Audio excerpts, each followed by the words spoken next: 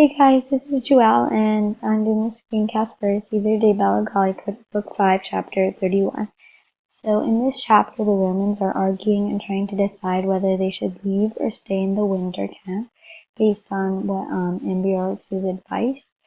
But before this, the Eburones, led by Ambiorix, and this other guy had attacked the Romans.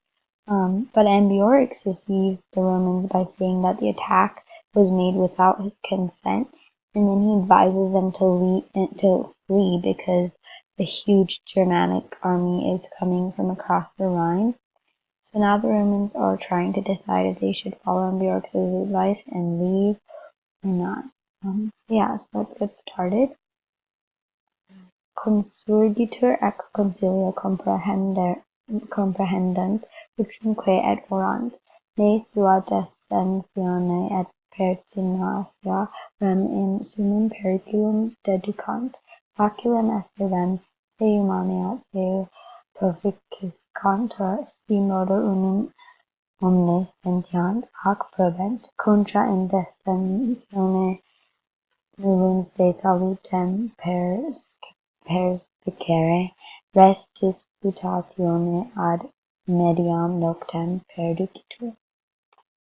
So I'm just gonna read through the translation first and then go into detail about the grammatical stuff.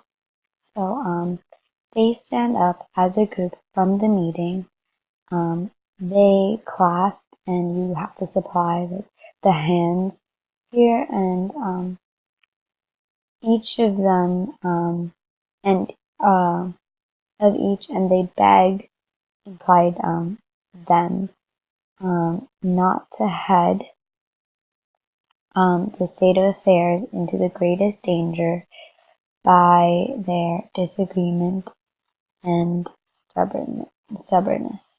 The matter is easy, whether they remain or depart, if only they all judge and approve one thing. On the other hand, they foresee no safety in disagreement. This matter is led to the middle of the night. Alright, so a few things. Consurgitur is really an impersonal construction of an intransitive verb, but it makes more sense when you translate it as they stand up as a group. And deducant is a subjunctive, and it can either be in a negative purpose clause introduced by the ne, or an indirect command after orant. And next, this unum, translated as one thing, kind of shows how desperately the soldiers wanted their commanders to agree on one thing. And following that is a future less vivid condition with sentient and probent being present subjunctives. And the last thing here is that ad mediam noctem, or to the middle of the night. So here Caesar is telling us that the deliberation went into the night, which is known at that time as a really bad thing, and so this is technically like foreshadowing some kind of bad misfortune by showing how the dispute went into the night, like this really bad time. So something bad might happen. And these are like two of the big grammatical things that I saw, I guess. Moving on. Tandem dat coda per motus manus superat sententia sabini pronuntiatur prima luce ituros, consumitur vigilis reliqua pars noctis, cum sua quisque nis circumspiceret, quid secum portare perset, quid ex instrumento hiber norum relinquere cogeretur. Finally, Kota, having been moved, gives hands or gives up the opinion of Sabinus wins. It is announced that at the first light they will go. The remaining part of the night is consumed in wakefulness, when each soldier is looking around for his stuff, for what he will be able to carry with him, and what from the equipment of his winter quarters he was forced to leave. So there's an implied essay with eturos because it's a future infinitive in an indirect statement introduced by pronunciator. And circumspeceret is a subjunctive in a cum clause, and posset and cogerator are subjunctives in an indirect question introduced by the quids. That's about it for this chunk, so we'll keep going.